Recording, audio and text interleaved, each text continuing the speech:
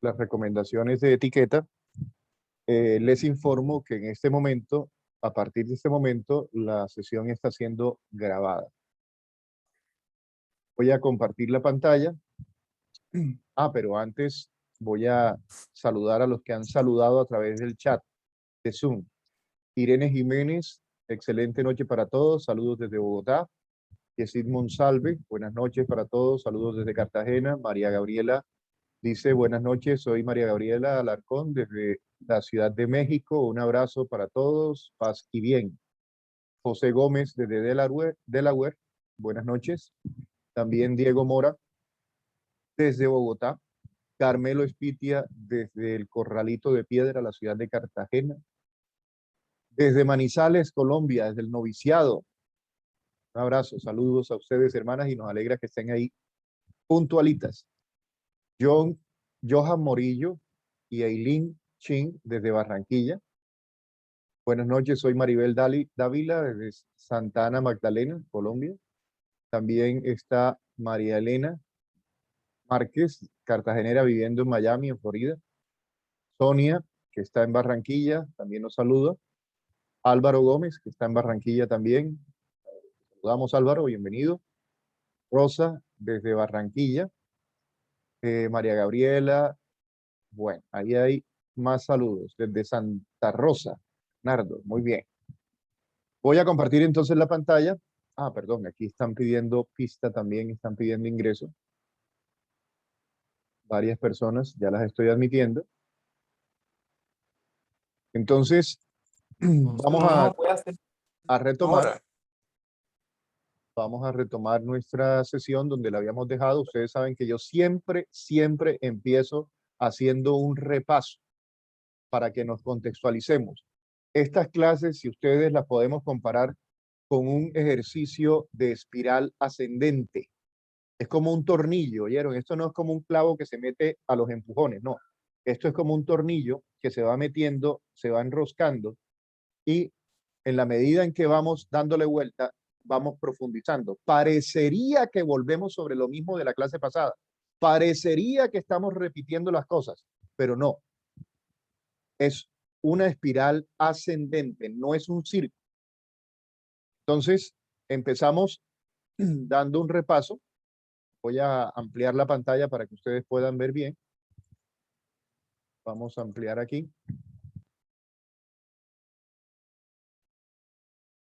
Empezamos. Ya se está ampliando. Tengamos un poquito de paciencia.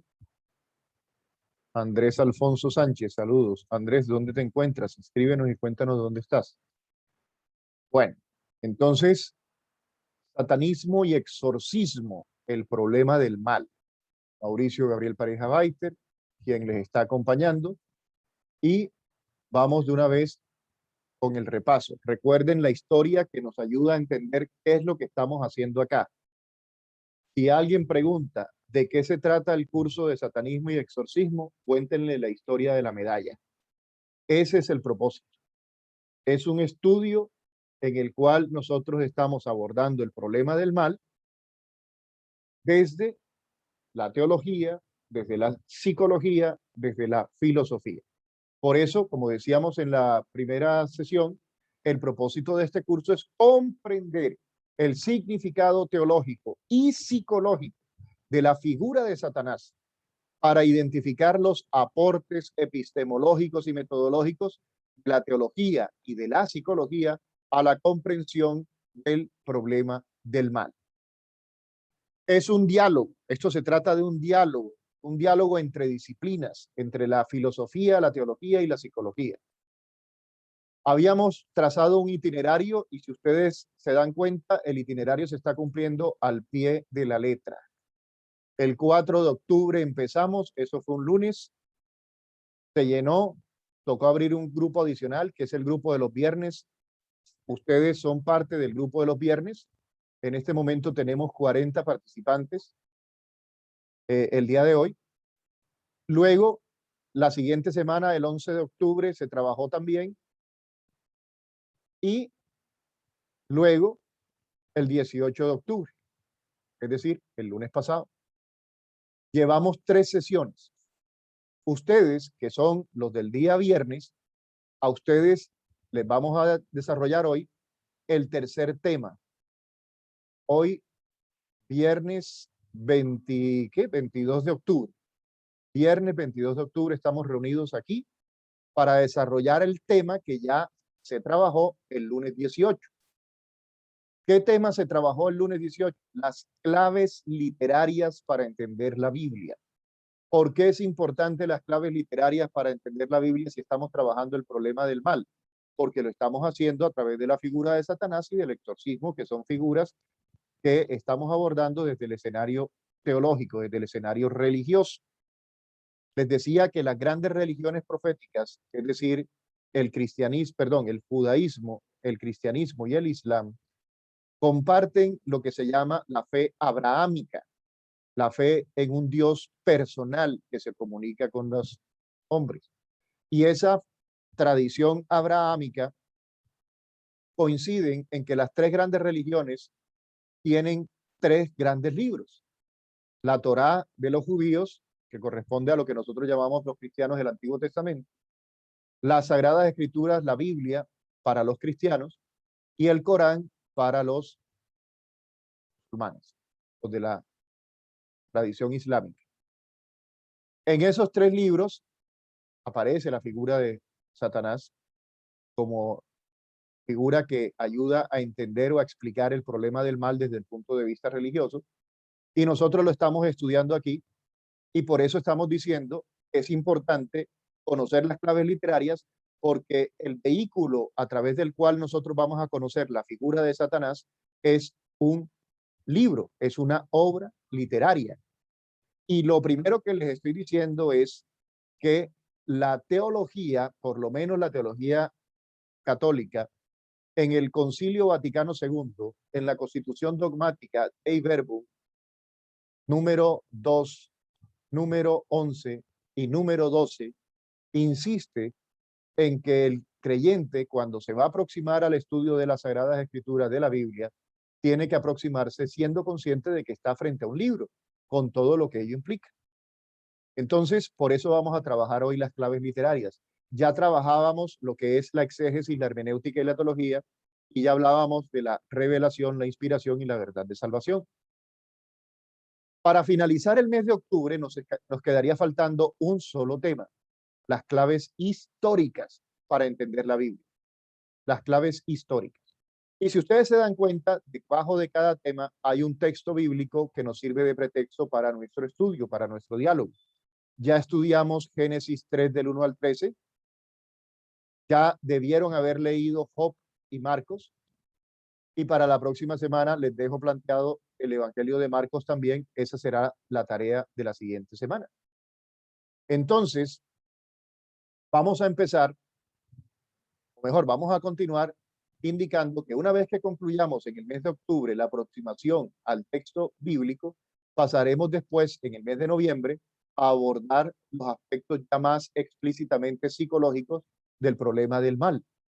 Vamos a hablar de la etimología de Satanás, del diablo, del demonio, Belcebú, etcétera, de la brujería, de la magia, del satanismo, para poder entender el fenómeno cultural que da origen también a la manera como en nuestra cultura colombiana se ha interpretado el mal, el sufrimiento, Satanás, el diablo, etcétera. Vamos a trabajar el tema de los pecados, qué significa el concepto de pecado, en los aspectos psicológicos. Vamos a trabajar también desde los aportes o la manera de interpretar el fenómeno del satanismo y el exorcismo desde la psiquiatría, la psicología. Concluiremos con un último tema que es la relación entre la teología de la liberación y la psicología de la liberación, y una conclusión que eso será el 29 de noviembre para los que trabajan el lunes. Para los del viernes será el viernes siguiente. Entonces, habíamos hablado en nuestra primera clase que cuando hablamos de teología estamos hablando de el estudio de las realidades humanas a la luz de la fe. Una fe que se comunica porque el Dios en quien creemos es un Dios que se revela, no es un Dios escondido, es un Dios que se da a conocer, le interesa que lo conozcamos. es un Dios que inspira a unos individuos para que hablen o escriban verdad de salvación, y por lo tanto, en las Sagradas Escrituras, lo que se comunica no es una verdad científica, en primer lugar, es una verdad de salvación. ¿Qué es lo que se salva? ¿Qué es lo que se quiere salvar? Lo que se quiere salvar es el sentido, el proyecto de vida del ser humano. Entonces, para eso, nosotros habíamos visto que el tema de la revelación, la inspiración y la verdad de salvación nos comunica con lo que nosotros técnicamente llamamos la espiritualidad. ¿Qué es la espiritualidad? Es la capacidad que tiene el ser humano de buscar o de darle sentido a la vida. Eso es la espiritualidad. Ya lo habíamos explicado en la clase anterior, no me detengo a repetirlo, las grabaciones están disponibles. Simplemente quiero tomar las palabras de un maestro espiritual que se llamaba Anthony de Melo, al que le interesaban, le gustaban mucho los cuentos para explicar lo que es la espiritualidad. Uno de esos cuentos de Anthony de Melo dice lo siguiente, dice así, le preguntaron al maestro, maestro, ¿qué es la espiritualidad? ¿Qué es la espiritualidad? La espiritualidad, respondió el maestro, es lo que consigue proporcionar al hombre su transformación interior. Su transformación interior. Esa es la espiritualidad.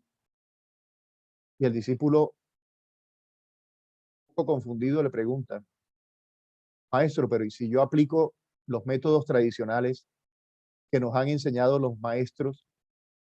Eso no es espiritualidad. El maestro le responde, no será espiritualidad si no cumple para ti esa función. Una manta ya no es manta si no te arropa. Una manta ya no es manta si no te da calor. Una espiritualidad no es espiritualidad si no te ayuda a transformarte. ¿A transformarte en qué? En un mejor ser humano. De modo que la espiritualidad cambia, maestro. Claro, la espiritualidad cambia. Las personas cambian. Las necesidades cambian. De modo que lo que en otro tiempo fue espiritualidad, de pronto ya hoy no es espiritualidad. Lo que muchas veces pasa por espiritualidad no es más que la repetición de la repetidera, vacía. Muchas veces lo que se llama espiritualidad no es más que la constancia escrita de métodos viejos, de métodos pasados, de métodos mandados a recoger. Hay que cortar la chaqueta de acuerdo con las medidas de la persona, no al revés. Hay que cortar la chaqueta de acuerdo con la medida de la persona, no al revés. La espiritualidad debe estar al servicio del hombre, no al revés. Una espiritualidad que no te transforma no es espiritualidad. Una espiritualidad que no te cambia no es espiritualidad. Una espiritualidad que no te calienta no es espiritualidad. Una espiritualidad que no te arropa no es espiritualidad. Y veíamos que la espiritualidad es el punto de partida de lo que nosotros denominamos religión o religiones. No lo voy a explicar nuevamente porque ya lo decíamos la vez pasada. Simplemente quiero insistir en una cosa. La espiritualidad es innata. Nacemos espirituales. Somos espirituales desde el vientre de nuestra madre. Desde el principio de nuestra existencia venimos genéticamente condicionados a darle un sentido a la vida. Pero la religión no es innata. Nosotros no nacemos con una religión. La religión es cultural, es un fenómeno cultural, es un invento, es un producto de los seres humanos, todas las religiones. Tú no naces católico, te haces o te hacen. Tú no naces, no naciste budista, te haces o te hacen. La religión es adquirida. Y si ustedes son honestos, si son sinceros en su experiencia religiosa, se van a dar cuenta que todas las religiones están divididas. Todas. No hay una sola religión que no esté dividida. Todas. Todas. Sin excepción. El catolicismo está dividido en católicos romanos, católicos ortodoxos, católicos anglicanos. El cristianismo en general está dividido en católicos, evangélicos, bautistas, metodistas, Vamos a darle ingreso acá a los que están pidiendo ingreso también. Si ustedes miran el judaísmo, lo mismo, el judaísmo también está dividido. El islam está dividido. El budismo está dividido. Las grandes religiones todas están divididas por una sencilla razón. Porque toda religión es una espiritualidad que un grupo de discípulos, un grupo de personas se apropió de esa espiritualidad para conservarla, para cuidarla lo más fiel posible a la experiencia original. Pero como toda religión es un producto cultural, nadie resiste el paso del tiempo. Ahora, si tú le preguntas a un católico, ¿cuál es la religión que conserva con fidelidad las enseñanzas de Jesucristo? El católico te va a decir el catolicismo. Pregúntale a un evangélico para que veas qué es lo que te va a decir. No, nosotros somos los que tenemos la verdad de Jesús. Pregúntale a un bautista, a un metodista, a un anglicano, y todos te van a decir lo mismo. Nosotros somos los que conservamos más fielmente a la experiencia espiritual de Jesús. Todas te van a decir lo mismo. Yo dudo mucho que un católico te diga, no, los que tienen la verdad son los evangélicos. Dudo mucho que un evangélico diga, no, los católicos son los que tienen la verdad.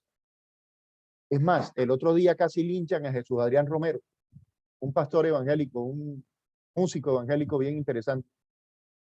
Lo acusaban de estar traicionando la fe evangélica, porque él ya no le para de bolas a esa vaina. Si él no está ya en planes de sectarismo. Y también al Papa Francisco no lo critican, que se está acercando demasiado a los protestantes y está falseando la fe católica. Entonces, todas las religiones están divididas. ¿Por qué? Porque todas las religiones evolucionan en una perenne tensión entre conservadores, liberales y progresistas. En todos los organismos donde hay seres humanos, en todas las instituciones, en todas las organizaciones donde hay seres humanos, hay conservadores, hay liberales, hay progresistas. Unos que no quieren que la cosa cambie, otros que quieren que cambien algunas cosas y otros que lo quieren cambiar todo.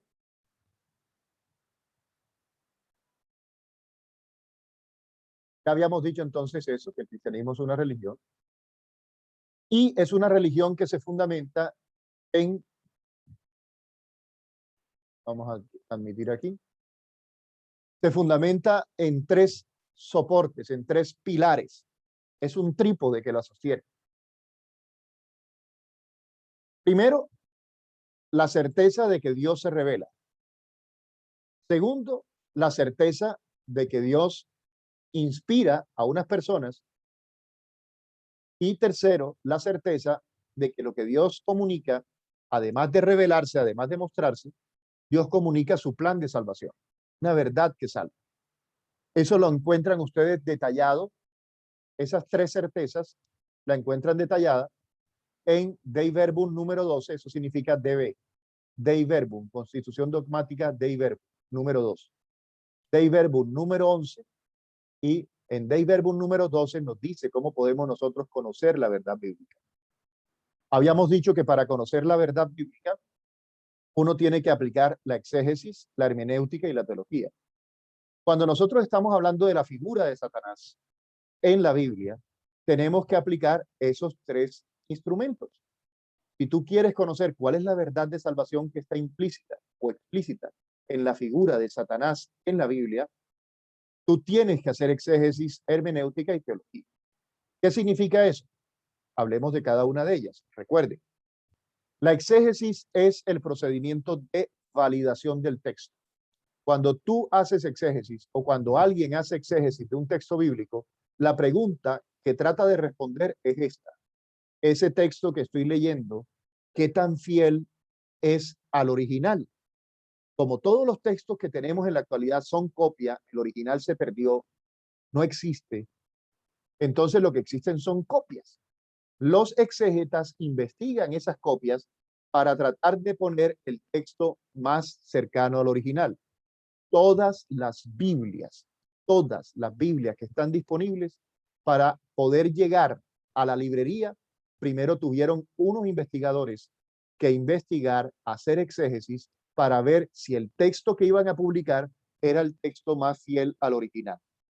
No solo por la antigüedad del texto, sino porque además además de ser un texto antiguo, es un texto escrito en otra lengua. Entonces, no solo hay que averiguar si el texto es más cercano al original, el exégeta va a tener que también preguntarse cómo lo voy a traducir para que sea lo más fiel al original. Textos en hebreo, en arameo, en griego, que tienen que ser traducidos al español, al inglés, al francés, al alemán, etcétera, son textos que tienen que ser sometidos a un proceso serio, científico, de investigación exegética. Yo no creo que tú y yo tengamos la capacidad de hacer exégesis. No tenemos los textos, no conocemos muchas de las lenguas. Entonces nosotros lo que hacemos es confiar en el trabajo de los científicos. Mauricio, ¿y si son confiables? Bueno, yo no sé si tú cuando estabas estudiando química en el colegio,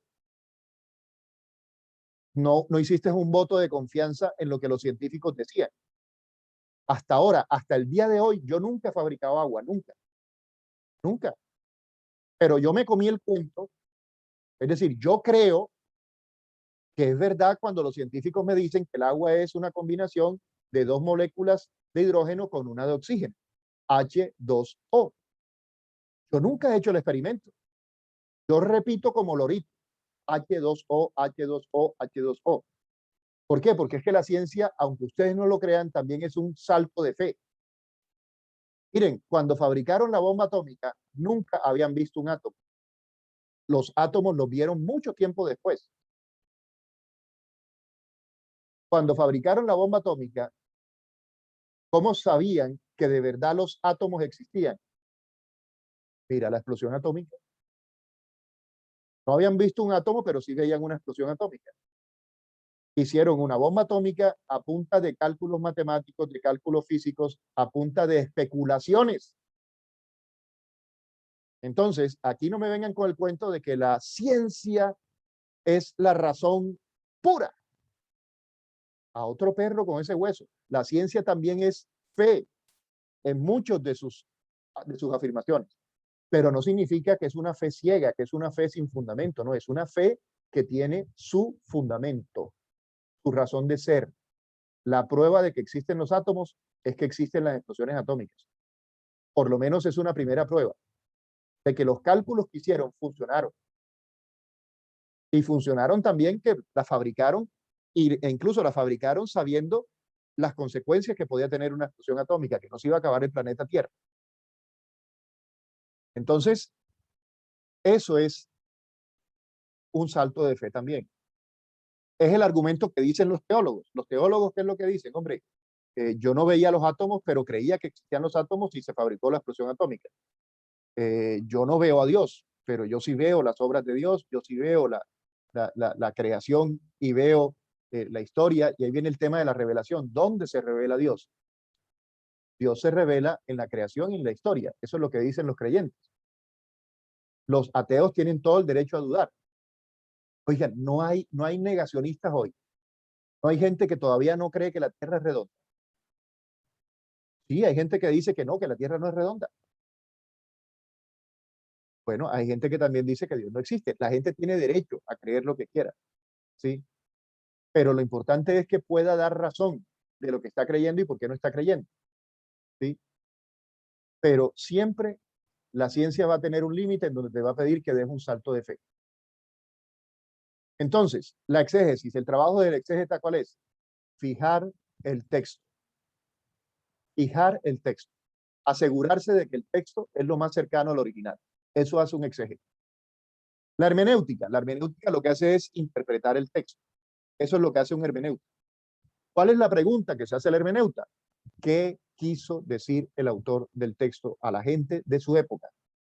No a la gente de hoy. Él no estaba pensando en la gente de hoy, estaba pensando en la gente de su época. Como cuando yo le escribo una carta a mi hijo, yo estoy pensando en mi hijo. Cuando le escribo una carta a mi esposa, estoy pensando en mi esposa. Que de pronto esa carta sirva para otro tipo de interpretación, bueno, ya eso será otra cosa. Cuando San Pablo estaba escribiéndole la carta a los corintios, estaba pensando en la gente de Corinto, no estaba pensando en ti. Entonces, la hermenéutica es un procedimiento de interpretación del texto. ¿Cuál texto? El que te entregó el exégeta. El exégeta te entrega el texto. El hermeneuta interpreta el texto.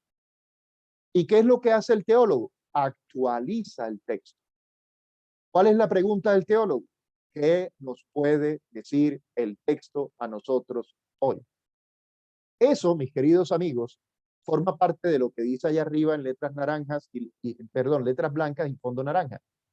Eso forma parte de lo que se denomina claves literarias para la interpretación bíblica. La otra semana hablaremos de las claves históricas y de las claves teológicas. Eso significa que la teología, que es el último eslabón, es un procedimiento científico que tiene un objeto de estudio y que tiene un método de estudio. ¿Qué es lo que estudia la teología? La vida. ¿Cómo hace la teología para interpretar, o mejor, para entender la vida? La ilumina desde la fe. La fe te ayuda a entender la vida. Eso es lo que hace el teólogo. Reflexión crítica de la praxis histórica a la luz de la fe. Interpretar la vida para encontrarle ese sentido que nos salva. El método que se utiliza es un método que tiene tres momentos. Un momento para recoger los datos, un momento para interpretar los datos y un momento para trazar líneas de acción a partir de esos datos. Mediación socioanalítica, mediación hermenéutica, mediación práctica. Desde el punto de vista pastoral, hablaríamos de ver, juzgar y actuar. Cuando tú vas a discernir desde el punto de vista teológico cuál es la verdad de salvación que me comunica la Biblia, tú tienes que recoger los datos de la Biblia, tienes que interpretar esos datos y tienes que actuar a partir de esos datos.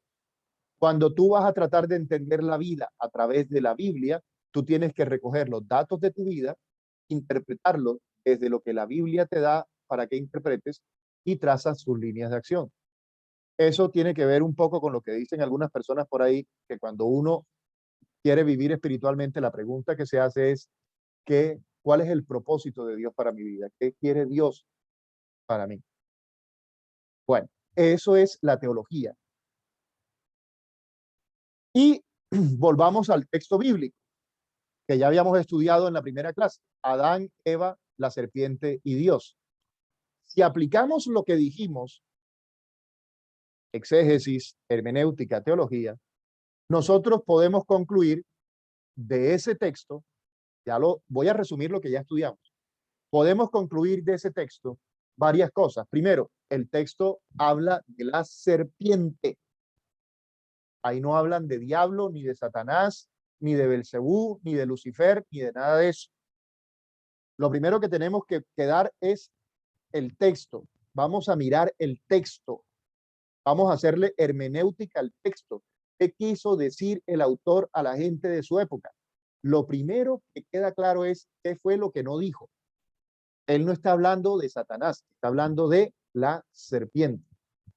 Segundo, ¿qué dice el texto de la serpiente? Dice que la serpiente era el animal más astuto. Era el animal más astuto de todos los animales del campo. Entonces, el texto lo que está describiendo es la astucia de la serpiente. Ahora, si ustedes se dan cuenta, eso no es exclusivo de Génesis 3. Les agradecería mucho al que primero encuentre el texto bíblico donde Jesús decía, sean manso como palomas y astutos como serpientes. Por favor, si alguien encuentra el texto, escríbalo en el chat de Zoom para que todos podamos saber cuál es el texto. ¿Por qué? Porque Jesús, más de 1000 años después, como parte de esa cultura donde hay culebras, donde hay leones, donde hay tigres, él todavía se mueve dentro de esa visión. La serpiente es un animal astuto. Entonces, sean mansos como palomas y astutos como la serpiente. Yo no creo que a alguien se le ocurra decir que Jesús está diciendo que tenemos que ser Satanás como la serpiente, diablos como serpiente, Lucifer como serpiente. No. Él dice astuto como la serpiente. Me estoy explicando. Cuando usted va a interpretar un texto, concéntrese en el texto. No deje que los prejuicios que usted tiene le afecten el juicio sobre lo que está haciendo. Segundo, si nosotros aplicamos lo que decimos de hacer la hermenéutica al texto, ¿qué es lo que el autor quería decir? Entonces nos vamos a dar cuenta que la palabra clave o la clave para entender eso, aquí dice, mirad, yo os envío como ovejas en medio de lobos. Vamos a ver quién fue el que encontró. Sí, eso es lo que dice. Mateo 10:16. ¿Correcto? Mateo 10:16. Entonces, el texto tiene un punto central. Vean, ahí ven la estructura, ¿verdad? Amarillo arriba, amarillo abajo y en la mitad amarillo. Ese amarillo de la mitad nos está diciendo que ahí tienes que concentrar la mirada. Todo el texto lleva la mirada a eso. Entonces se abrieron los ojos de los dos y descubrieron que estaban desnudos, por eso se hicieron unos taparrabos entretejiendo hojas de higuera. Ahí está el centro del texto. Todo el diálogo de la serpiente y la mujer es para terminar ahí, en pelotas, desnudos. Y en la parte final, donde viene la conclusión, se nos plantean las consecuencias. Si ustedes se dan cuenta, ¿se acuerdan cuál es el método pastoral? Ver, juzgar y actuar. ¿Qué significa? Que así tú hagas el ver, el juzgar y actuar, si no tienes criterio para hacerlo, el resultado puede ser un resultado negativo. Mira cómo dialoga la serpiente. Ver, es la primera parte. Así que Dios les ordenó que no comieran de ningún árbol del jardín. Y la mujer empieza a dar sus explicaciones. Y empiezan a interpretar. Miren, ese método lo aplicó la serpiente. Ver, juzgar y actuar. Pero lo aplicó de una manera torcida, con premisas que eran falsas. Cuando tú recoges mal los datos, interpretas mal el texto, las conclusiones difícilmente serán conclusiones que produzcan buenos resultados. Si tú recoges bien la información, interpretas bien la información, podrás sacar mejores conclusiones. Voy a seguir. El texto que les acabo de mostrar, que ya ustedes lo conocen, es una escenificación psicológica de un fenómeno humano. ¿Qué significa que es una escenificación psicológica? Es una película, es un dramatizado, es una obra de teatro. La serpiente, Adán, Eva y Dios en ese texto son una escenificación psicológica de un fenómeno humano que se llama conciencia moral. Conciencia moral. ¿Cómo hacemos los seres humanos para saber si algo es bueno o malo? Pero es una escenificación basada en un género literario que se llama la fábula. La serpiente que habla. En la fábula, todos son personajes. Y como en toda fábula, en todo cuento, siempre dejan al margen una pregunta: ¿con quién me identifico yo? Cuando tú lees ese cuento, esa fábula, es inevitable. Tú, en tu cabecita, te vas preguntando ¿con quién me identifico? ¿Te identificas con la serpiente? ¿Te identificas con Adán? ¿Te identificas con Eva? ¿Te identificas con Dios? En el contexto histórico y literario, este tipo de relatos didácticos siempre plantean una enseñanza moral, una moraleja. Es decir, un mensaje sobre lo bueno y lo malo, como en la fábula de Caperucita Roja, o en las de Sopo, o en las de Samaniego. Por lo tanto, de entrada, Génesis 3, del 1 al 13, es un texto que nos cae al pelo para entender cómo las malas interpretaciones bíblicas pueden terminar falsificando, mejor, no solo el mensaje, sino falsificando el mismo texto. Ni siquiera el mensaje, el mismo texto. Si el texto está falsificado, si es un texto falso, evidentemente las conclusiones van a ser falsas. ¿Cómo encontrar entonces la verdad de salvación del texto bíblico? Haciendo exégesis. La exégesis es ese trabajo que nos permite identificar si el texto es confiable. Ese texto que yo les puse ahí es un texto confiable, fiel al original. Presenta una estructura de tipo narrativo, pero una narración simple. Tiene iniciación, nudo y desenlace.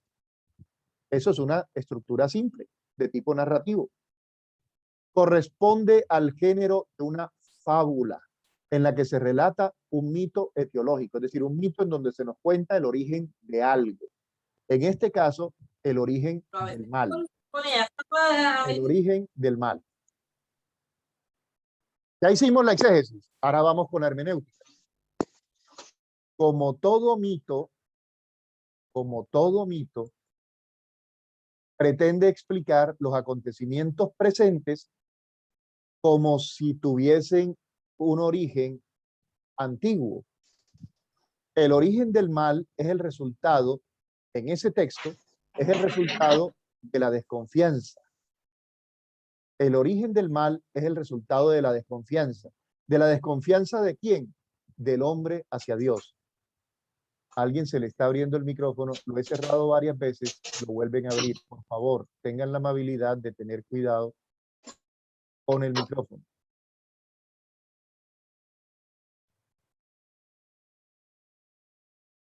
Gracias. Bien.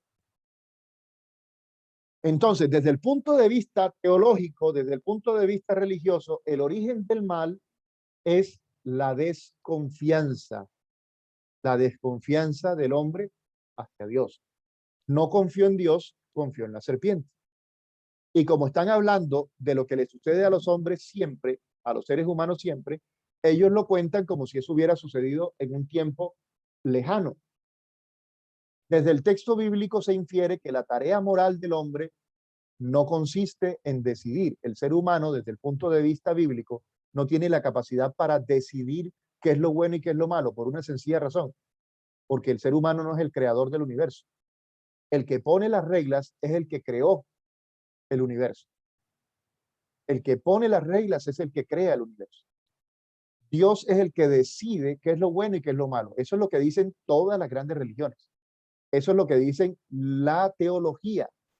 Por eso, desde el punto de vista teológico, el ser humano solo tiene la capacidad para discernir, no para decidir, para discernir qué es lo bueno y qué es lo malo. La única capacidad de decisión que tiene el hombre es después de que haya hecho el discernimiento. Dios es el que decide qué es lo bueno y qué es lo malo. Él es el creador. El hombre discierne, es decir, puede conocer qué es lo bueno y qué es lo malo. Y una vez que conoce qué es lo bueno y qué es lo malo, puede elegir, puede decidir si hace lo bueno o no lo hace. Ese es el único poder de decisión que tiene el hombre. Entonces, en realidad, el texto bíblico no nos habla de Adán, no nos habla de Eva. Está hablando de todo lo que le sucede a cualquier ser humano en Colombia, en Venezuela, en Panamá, en Estados Unidos, en Rusia, donde haya un ser humano, el ser humano siempre va a tener esa capacidad de discernir y de actuar a partir de lo que discierne. Y siempre va a tener la posibilidad de confiar o no confiar en Dios. Eso es lo que está diciendo el libro del Génesis. Y por eso arranca con la serpiente y la describe como el animal más astuto. Es decir, tu conciencia puede ser engañada. ¿Cuáles son los errores de interpretación? Primer error, creer que en ese relato la serpiente es una persona. Es decir, de verdad existían las serpientes que hablaban. Y puede aparecer alguien que diga, sí, la Biblia lo dice, de verdad, antes las serpientes hablaban. La serpiente es Satanás. Ese es otro error. Ahí, en ese texto, en ese momento, es más que claro. La serpiente no es Satanás. La serpiente es la serpiente. Es un personaje literario que representa la astucia. No sé si ustedes se han visto la película Intensamente. Si no se la han visto, mírenla. La película Intensamente es exactamente igual que Génesis 3. La película Intensamente es una escenificación de las emociones. Las emociones las vuelven personas, las vuelven personajes, mejor. Entonces, en la película Intensamente, ustedes ven que la alegría es una niñita de color amarillo. La furia es un señor de color rojo. La tristeza es un individuo de color azul. El miedo es una persona de color morado. Y el asco es un individuo de color verde. Ahora, yo no sé si ustedes se ven la película Intensamente y a alguien se le va a ocurrir decir, evidentemente existen la alegría como una persona. Allá va la alegría, chao alegría, mírala, si es amarilla. No, es una escenificación, es un personaje, no es una persona. En el relato de Génesis, capítulo 3, la serpiente es un personaje. Eva es un personaje. Adán es un personaje. Dios es un personaje. En ese texto, en ese relato. Son personificaciones. El pecado es la desobediencia. Error. En ese texto, el pecado no es la desobediencia. La desobediencia es una consecuencia del pecado. ¿Cuál es el pecado? La desconfianza.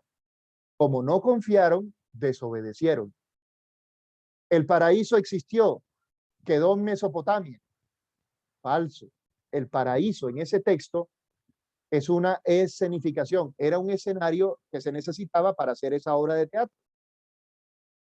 El árbol del bien y del mal realmente existió, era la manzana. Falso. Lean el texto, ahí no dice manzana. El árbol es una representación simbólica. Esos son errores de interpretación. Es como en el cuento de Caperucita. ¿A quién se le ocurre decir que el lobo es una persona? ¿A quién se le ocurre decir que existieron lobos que hablaban? ¿Será que hay alguien serio que diga, Mauricio, de verdad a los lobos les pueden rajar la barriga y puede salir Caperucita viva y la abuela viva? Es más, pueden coserle la barriga al lobo, llenársela de piedra, cosérsela y el lobo va a seguir vivo. Eso es un cuento. Ustedes y yo sabemos que eso no es verdad. La verdad del cuento de Caperucita es otra. Por eso les pedí que escucharan la canción de Ismael Serrano. Debieron haberla oído. Yo se las mandé en el chat. La canción de Ismael Serrano, que se llama Caperucita, lo que hace es coge el cuento de Caperucita y lo actualiza. Coge la verdad del texto y la actualiza. ¿La actualiza cómo? Haciendo la canción. Y manda un mensaje en torno al problema de la violencia contra la mujer. Y utiliza la figura de Caperucita y del lobo para hablar de cómo es la violencia contra la mujer hoy en el siglo XXI. Fíjense, Ismael Serrano captó el sentido del texto, hizo hermenéutica. ¿Qué quiso decir el autor del cuento de Caperucita para la gente de su época? Hizo hermenéutica y después cogió ese texto y lo actualizó en forma de canción. ¿El lobo es Satanás? No, el lobo es el lobo en el cuento. ¿El pecado es la desobediencia? No, el pecado es la desconfianza. Caperucita, sí, confió mucho en el lobo después o qué, no sé. Es decir, el tema es, óigame, entiéndame, un cuento es un cuento. Los cuentos no tienen personas, tienen personajes.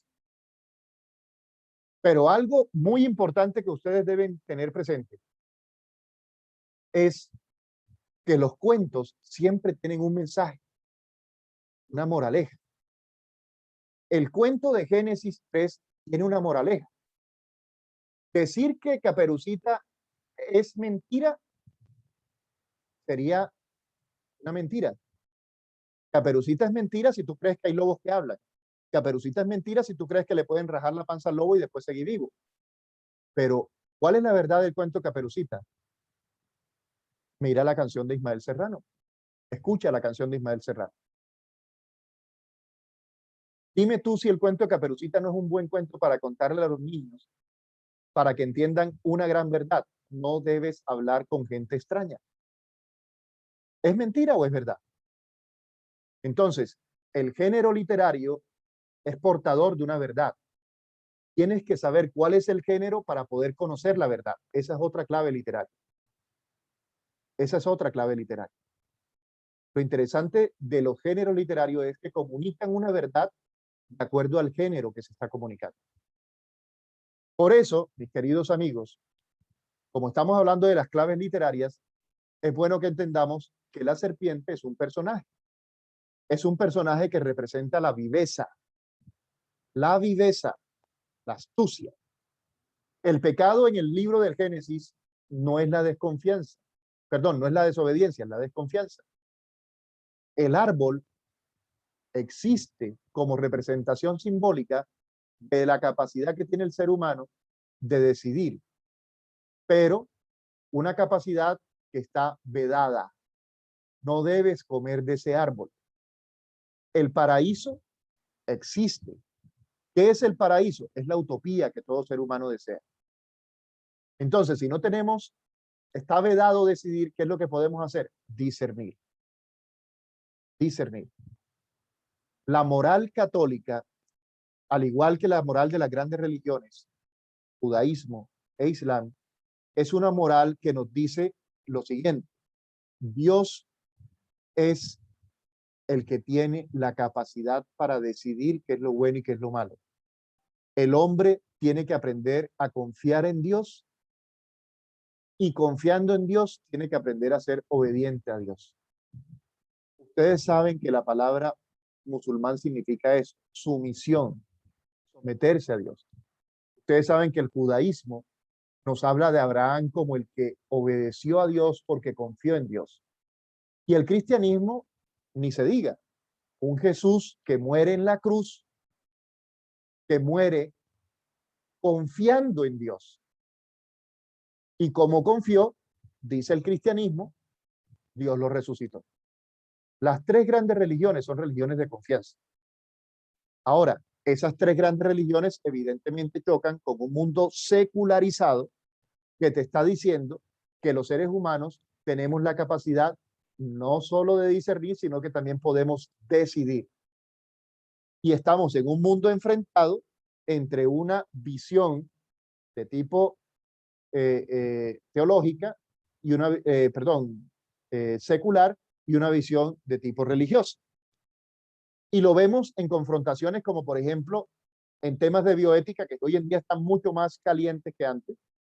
El tema del aborto, el tema de la eutanasia, lo que está en juego es eso. El debate está por ahí. Los ateos dicen, los creyentes quieren imponernos su punto de vista. Y los creyentes dicen lo mismo, los ateos nos quieren imponer su punto de vista. ¿Qué puede hacer la psicología? ¿Qué puede hacer la teología para contribuir a una solución pacífica? Ya lo decía Hans King, que no habrá paz mundial si no aprendemos a tener paz religiosa. Y que la paz del mundo pasa por una capacidad de dialogar y de construir acuerdos. Eso nos suena mucho a la ética habermasiana, basada en la comunicación, una ética de la comunicación humana. Nos remite también a Adela Cortina con su famosa ética de mínimos. Pero el debate está abierto. Y el debate siempre es una invitación a que no descalifiquemos al otro, ridiculizándolo o con la violencia. Ya hemos vivido la experiencia de cómo el cristianismo durante mucho tiempo impuso su verdad, ridiculizando, imponiendo, y escúchenme bien, satanizando a todo aquel que pensaba distinto. Hoy en día, lamentablemente, estamos viviendo el efecto contrario.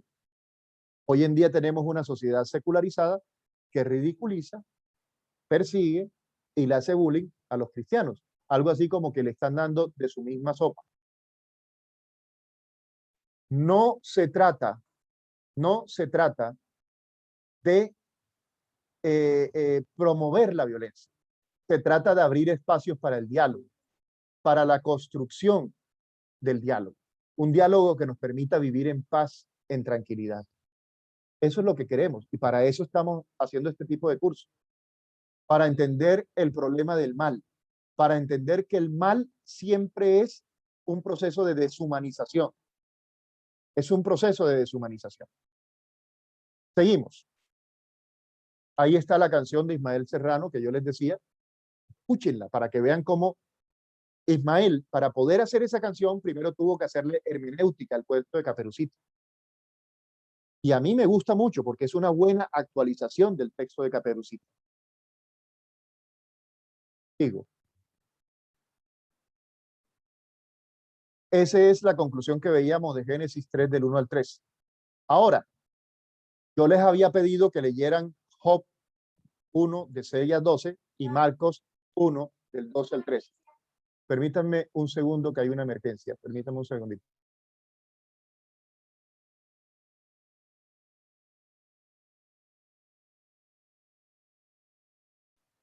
Les decía entonces que Job capítulo 1, Marcos capítulo 1 es el texto que vamos a trabajar ahora como texto de referencia. Y lo vamos a hacer en estos minutos que nos quedan de la sesión. Yo espero que lo hayan leído, ¿oyeron? Porque si no lo han leído, pues van a perder parte de lo que vamos a explicar ahorita. Tómenle un pantallazo a eso porque es importante también. Hay personas que me habían dicho, Mauricio, yo no sé cómo buscar un texto bíblico. Entonces, ahí está la imagen. Como esto queda grabado, ustedes podrán tomar nota de ahí. Entonces pueden ver que cuando uno cita un texto bíblico, utiliza una simbología como la que ven ahí. Esa es la visión católica. Así citamos los católicos los textos bíblicos. Observen lo que les había dicho la vez pasada. Aquí tenemos el libro, que es lo primero que uno escribe, el capítulo, en este caso capítulo 1, la coma, lo que dice es, está separando el capítulo y lo que sigue es el versículo. La raya es como si dijéramos al, entonces Job capítulo 1, coma, versículo 6 al versículo 12. Bueno. ¿Qué dice el texto de Job? Del 6 al 12. El día que en que los hijos de Dios fueron a presentarse delante del Señor, también Satanás, ahí lo traducen como el adversario, porque Satanás significa adversario, Satanás estaba en medio de ellos. Ojo, en Génesis 3 hablan de la serpiente, no hablan de Satanás. Aquí sí hablan de Satanás. Aquí sí están hablando de Satanás. Ahí mencionan a Satanás. El día en que los hijos de Dios fueron a presentarse delante del Señor, también Satanás estaba en medio de ellos, como uno más de los hijos de Dios. Observen lo que dice Marcos, capítulo 1, versículo 12 al 13. Está en amarillo. Enseguida el Espíritu lo llevó al desierto, donde estuvo 40 días y fue tentado por Satanás. Ahí sí están hablando de Satanás. Ojo, si hacemos hermenéutica del texto, si recogemos los datos del texto, ahora sí. Antes no, ahora sí. Hablan de Satanás. Pero miren cómo aparece Satanás ahí. Acuérdense, no se trata de hacerle decir al texto cosas que no dice el texto.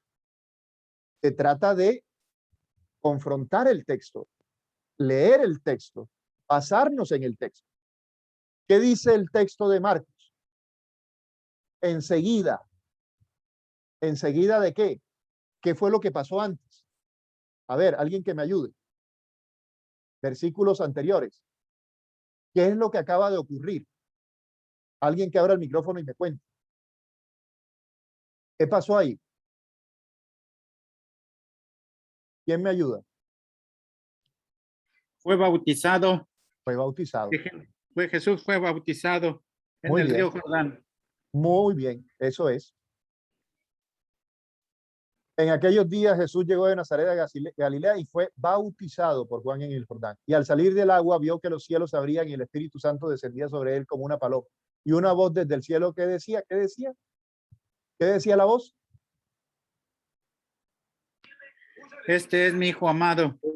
Muy bien. Tú eres mi hijo muy querido. Tú eres mi hijo muy querido. ¿Correcto? Enseguida el Espíritu se lo llevó al desierto. ¿Y qué pasó en el desierto? Fue tentado.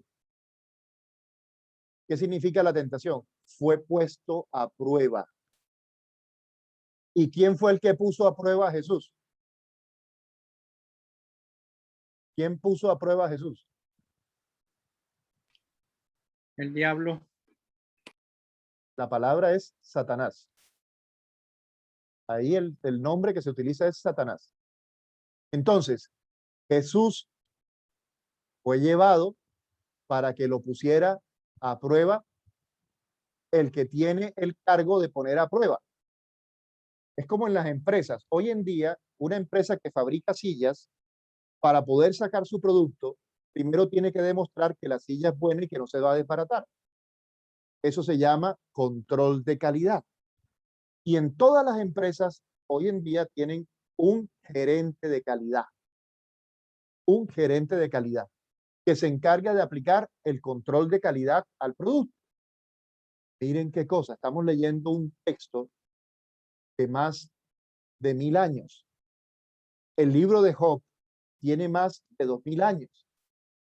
Y desde hace más de 2000 años, la gente inteligente sabe que cuando uno hace algo, tiene que ponerlo a prueba para saber si está bien o está mal, aplicarle un control de calidad. En el Evangelio de Marcos, ¿quién es el que lleva a Jesús al desierto? ¿Quién lo llevó? Por favor. El Espíritu. El Espíritu. El Espíritu. Lo llevó al desierto para que lo pusiera a prueba ¿quién? Satanás. La figura de Satanás en ese texto, y díganme si estoy equivocado, me dicen si estoy exagerando, si estoy diciendo una mentira. La figura de Satanás es la figura del gerente de calidad al que le mandan un producto para que lo pongan a prueba. ¿Y qué es lo que se va a poner a prueba? Lo que se pone a prueba es lo que acaba de mostrar en el bautismo. Lo que se pone a prueba es, este es mi hijo amado. Bueno, vamos a ver si de verdad eres hijo. Vamos a ver si de verdad te comportas como un hijo de Dios. Y para poder entender qué significa hijo de Dios, uno tiene que estar en el contexto de la teología, del Evangelio de Marcos y de la cultura judía. Un hijo es aquel que obedece a su padre. Un hijo es aquel que obedece porque confía. Por eso las tentaciones de Jesús en el desierto, ahí en el Evangelio de Marcos no aparece porque es el Evangelio más antiguo y lo pone de una manera muy resumida. Pero si ustedes van al Evangelio de Mateo o al de Lucas, van a ver que las tentaciones siempre son tentaciones que lo que se pone a prueba es si Jesús confía y si Jesús obedece. ¿Y qué sucede? Que Jesús confía y Jesús obedece. Y por eso pasó el control de calidad. Observen lo que sucede con el texto de Job. ¿Qué es lo que pasa con el texto de Job? El día en que los hijos de Dios, otra vez aparece el concepto de hijo de Dios, fueron a presentarse delante del Señor, también Satanás estaba en medio de ellos. Es decir, el gerente de calidad estaba ahí. El Señor le dijo, ¿de dónde vienes? El adversario, Satanás, respondió al Señor, vengo de rondar por la tierra, estaba dando una vuelta. ¿Rondar qué significa? Dar una ronda, como el vigilante, como el supervisor. No, estaba dando una vuelta por la fábrica, estaba dando una ronda, yendo de aquí para allá, como hace un buen supervisor, como hace un buen gerente, como hace una persona que cumple bien su tarea. Entonces el Señor le dijo, oye, ¿te has fijado en mi servidor Job? No hay nadie como él sobre la tierra. Entonces, miren, vamos dándonos cuenta que la manera como hablan y como presentan a Dios ahí en ese relato es como si Dios sacara pecho y de una manera un poco sobraota empieza ¿cómo lo digo? Empieza a ver, a hacer alarde de cómo Job lo sirve y cómo Job sí cree en él y sí confía en él. Está orgulloso. Ya de entrada, cuando uno empieza a leer el libro de Job, se va dando cuenta de que el libro de Job es otro cuento. Otro cuento. Y lo que estamos viendo ahí es otra puesta en escena. Ojo, no estoy diciendo que sea mentira. Ya se los dije, Caperucita Roja no es mentira, es un cuento que comunica una verdad a manera de cuento. Ya les dije, Génesis 3 es otro cuento, pero cuento no significa mentira, es un género literario a través del cual se cuenta una verdad de manera didáctica, para que todo el mundo pudiera entenderlo, incluyendo los niños, incluyendo los niños. Recuerden, la palabra de Dios no es solamente para los que van a la universidad, la palabra de Dios también es para el que no sabe leer, la palabra de Dios es para la gente humilde también. Entonces, no es un tratado de teología donde te van a echar un cuento en forma de dogma, no es la suma teológica de Santo Tomás, que para poder estudiarla uno tiene que gastar muchos años leyéndola. No, el mensaje de la Biblia no tiene como destinatario universitario, tiene como destinatario la gente humilde y que lo pueda leer el humilde y el intelectual. Por eso ellos buscan la forma didáctica que más les sirva. Y en ese momento, ese cuento del libro de Job funciona a la perfección. Funciona a la perfección. Entonces, la narración nos va diciendo que están en un diálogo en donde aparece un antropomorfismo evidente, es decir, a Dios le ponen atributos humanos, como si Dios fuera vanidoso, como si Dios pudiera chicanear de sus hijos. Y entonces, ¿qué pasa? Miren el diálogo coloquial que tienen, el diálogo tan amigable que tiene Dios con Satanás. Oye, ¿ya te fijaste en Job? Qué tipo tan bueno. No hay nadie como él. Me siento orgulloso de él. Y Satanás, como buen gerente, le dice, ¿sabes qué es lo que pasa? Job te sirve porque tú le has dado de todo. Quítale para que veas tú que empieza a renegar de ti. Y ese diálogo coloquial terminan casi que haciendo unas apuestas. Ven, yo te apuesto 50,000 barras a que este man te va a fallar. No, yo te apuesto tanto. Es decir, ¿ustedes se imaginan esa escena de verdad si eso fuera, si no fuera un cuento? ¿No les parece que es demasiado absurdo Dios haciendo una apuesta y Dios matándole a la esposa al uno y matándole al hijo y matándole simplemente para demostrar que él sí era confiable? No, eso es un cuento. Es un cuento que cuenta una verdad. Ahora, si ustedes profundizan un poco más, se van a dar cuenta que lo que está en juego era una teoría que estaba muy en boga en esa época, que era la teoría de la retribución. Yo me porto bien y Dios está obligado a bendecirme. Y la señal de que yo me porto bien es que yo soy rico. Ahí el texto está diciendo, así no funciona Dios. Pero volvamos al relato. Satanás en el libro de Job, Satanás en el Evangelio de Marcos, no es un individuo malo, es un individuo que cumple con su trabajo de ser el gerente del control de calidad. Ahí la imagen hollywoodesca no aparece por ningún lado. Ahora, si ustedes creen que estoy diciendo mentira, me gustaría que me lo dijeran. Pero ahí el texto, en un ejercicio de hermenéutica, lo que nos está planteando es Satanás cumple su tarea y la cumple bien.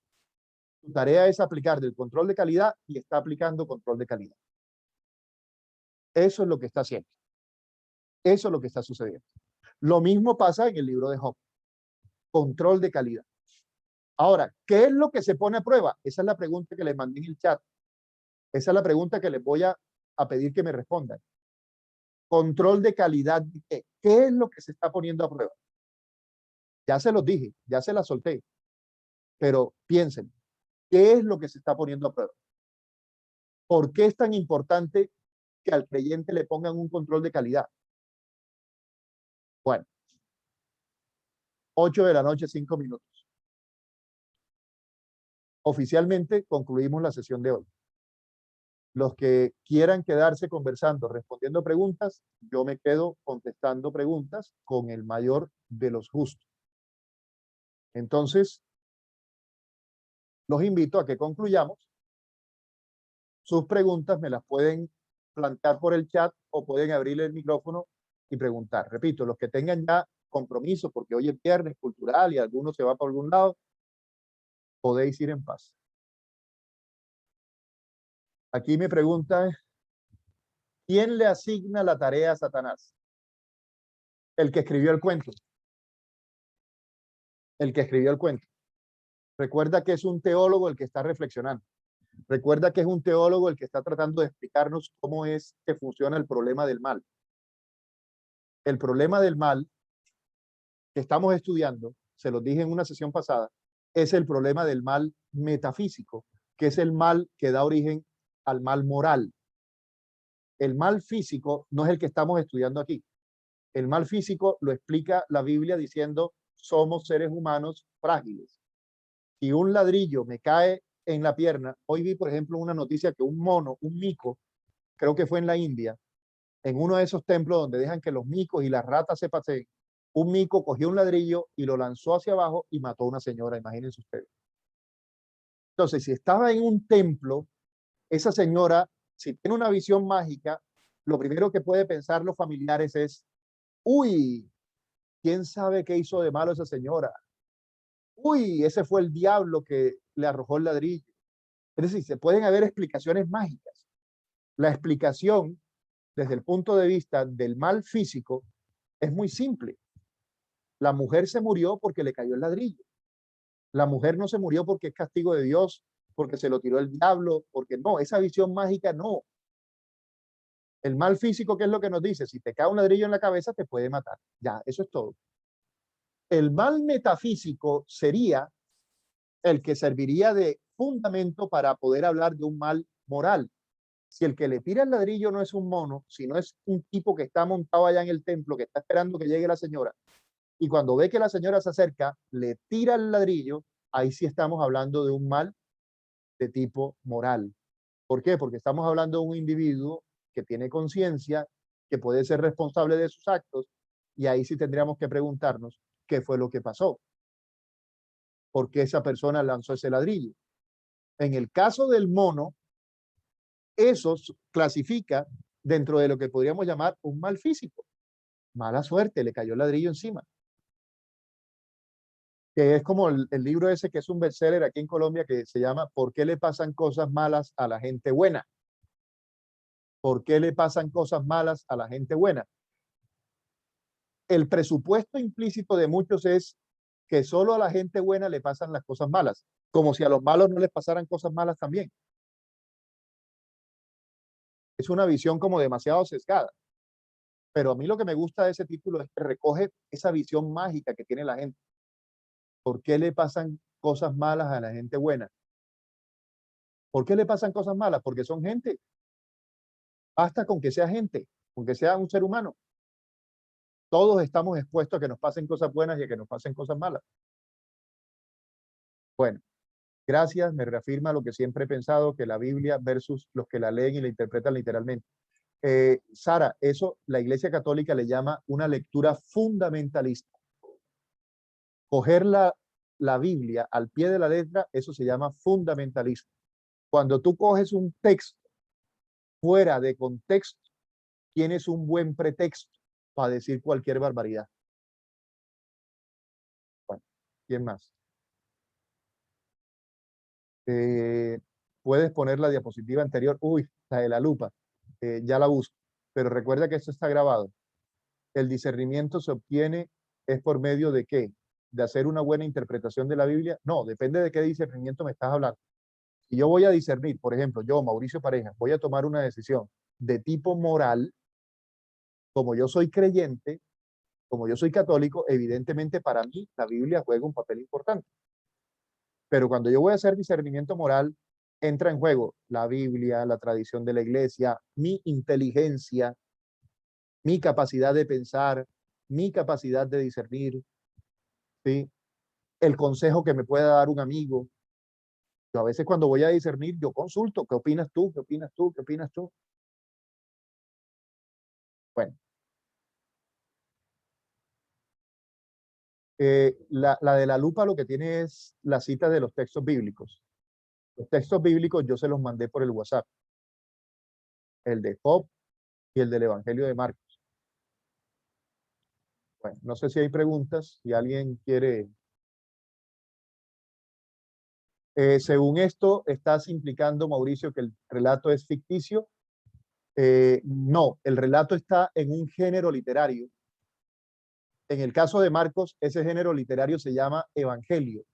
Y les informo, el evangelio es un género literario que inventaron los cristianos, no existía antes de los cristianos. Es un género literario que hace una combinación entre biografía y teología o construcción teológica. Por eso, como decía mi maestro en la Javeriana, el evangelio es una biografía teologizada, no es una biografía al pie de la letra. No es que había un camarógrafo filmando lo que hacía Jesús. No es que tenían una grabadora. En este momento Jesús está siendo bautizado. Los cielos se están abriendo y, oh, deténganse, escuchen, escuchen. Hay una voz que está pronunciando. Sí, la voz está diciendo, este es mi hijo amado. Jesús está empapado de pies a cabeza. En ese momento está saliendo del río Jordán. ¿Para dónde va Jesús? ¿Qué sucede? Se está alejando de la gente. Amigos, en ese momento Jesús está cogiendo dirección al desierto. Anda, recórcholis. Estamos viendo que el diablo se le está acercando y le está hablando. No sabemos qué le dice, pero un momento, pero vamos a acercar. Está diciendo que si se arroja desde el templo, eso no pasó ayer. Eso no pasó. Es una construcción teológica. No es mentira, ojo, no es mentira. Jesús no solo fue tentado una vez, fue tentado un montón de veces. Y lo que están representando es cómo funciona la tentación. Lo que se está poniendo a prueba es, no se los digo porque esa es la pregunta que les di, que me tienen que responder ustedes. ¿Qué es lo que se está poniendo a prueba? ¿Qué es lo que se pone a prueba en la tentación? El gerente de control de calidad, que es Satanás, está aplicándole el control de calidad a Jesús, porque esa tarea se la puso Dios, para eso le mandó el Espíritu Santo a Jesús allá al desierto, para que él cumpla su tarea. Y el diablo hace bien su tarea, ¿oyeron? Lo pone a prueba y de la manera que él sabe hacerlo. ¿No se dieron cuenta cómo Jesús pone, cómo el diablo pone a prueba a Jesús? A punta de textos bíblicos. A punta de textos bíblicos. Mal interpretado, pero ahí está. Como en el caso de Adán y Eva. Coge las palabras de Dios y las tuerce a ver si caen, aplicándole la astucia. No lo hace de malo, lo hace porque es que esa es su tarea, poner a prueba al fulano. ¿Cuál es el mensaje de esos tres textos? Adán y Eva no pasaron la prueba. Job pasó la prueba. Jesús pasó la prueba. ¿Cuál es la prueba? ¿Qué es lo que se pone a prueba en el texto de Adán y Eva? ¿Qué es lo que se pone a prueba en el texto de Job? ¿Qué es lo que se pone a prueba en el texto de Marcos? Es lo mismo. Lo que se pone a prueba es lo mismo. Son tres textos que nos hablan de lo mismo. Y el protagonista, el texto, o los protagonistas, responden cada uno desde su propia realidad. Ahora, como en el texto de Marcos es Satanás el que aplica el control de calidad, como en el texto de Job es Satanás el que aplica el control de calidad, años después, muchos años después, la gente leyendo esos tres textos llegó a la conclusión, si el de Marcos es Satanás, si el de Job es Satanás, pues el de Génesis también es Satanás. Por eso terminaron homologando a la serpiente con Satanás. Y por eso en un texto bíblico más adelante lo dice así clarito, la serpiente era Satanás. Pero en el texto original la serpiente es la serpiente, punto. Es un personaje. En Job es un personaje. En Marcos es un personaje. ¿Qué significa que es un personaje? No lo busques porque no existe. No lo busques porque no existe. ¿Qué es lo que existe? La conciencia humana. La conciencia que puede decidir si hace lo bueno o hace lo malo. Eso es lo que existe. No existe serpiente, no existe Satanás. Existe el ser humano con una capacidad que Dios le ha dado de discernir. La serpiente y Satanás son personificaciones de lo que ocurre en la cabeza de todo ser humano de cualquier época. Esa es la serpiente. Ese es Satanás. Lo otro es Hollywood, ¿oyeron? Lo otro es, si usted quiere creer en ese diablo que le va a jalar las patas, créalo. Yo no creo en ese diablo. Yo no creo en ese diablo. Si usted cree en ese diablo que se le mete y que hace que usted haga cosas malas, créalo. Yo creo en la responsabilidad humana. Yo creo que la persona construye sus decisiones. Es más, les voy a mandar un video para que se rían un rato. Ojalá no lo haya borrado. Apenas termine, les voy a mandar el video. De pronto van a decir, ¡Ah, Mauricio, ¿tú por qué mandas eso? Para que dejen la bobada. Para que aprendan a asumir las responsabilidades. Y yo soy el primero que tengo que aprender a asumir mi responsabilidad. Bueno, es más, se las voy a mandar de una vez. Quiero verle las caras. Voy a salir de aquí y voy a mandar el video.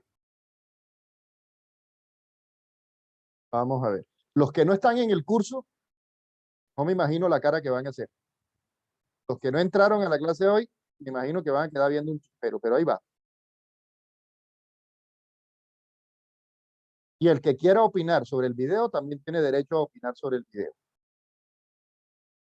Ahí va.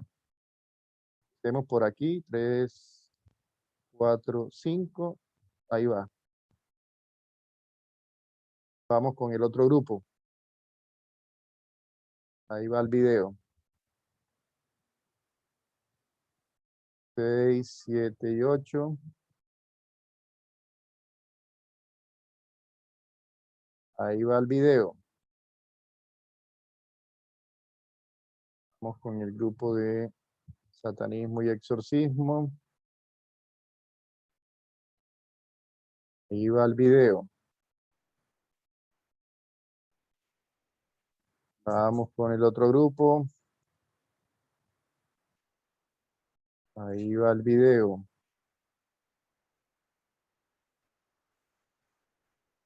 Creo que todos los grupos ya les llegó. O sea, díganme si alguien no lo ha llegado, me avisa, por favor.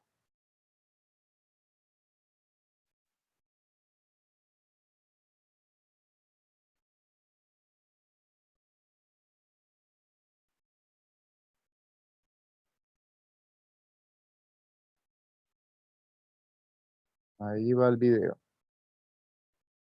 Bueno, ya todos tienen el video.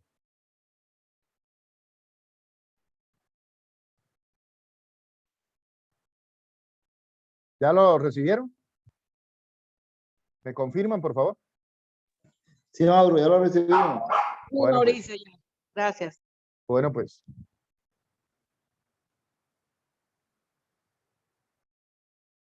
Muy bien. 8 de la noche, 20 minutos. ¿Hay más preguntas? ¿Qué sinvergüenzura, verdad, Juan Coronado? Sara. Bueno. ¿Quién preguntó qué serían los demonios? Bueno, Juan, ¿tú qué preguntas qué serían los demonios? Ahí la tienes.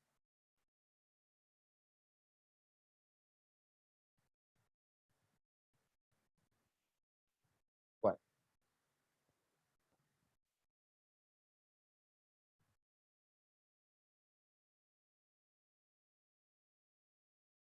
Bueno, pues. Creo que no hay más preguntas. Están todos silenciosos. Nos vamos entonces y nos vemos la próxima semana, ¿vale?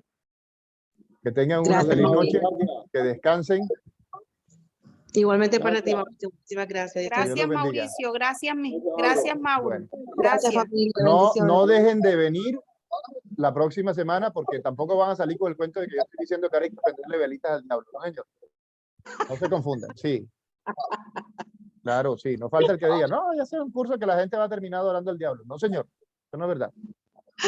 Ay, Hasta luego. chao. Chao, Mauri. Gracias. Chao, profe.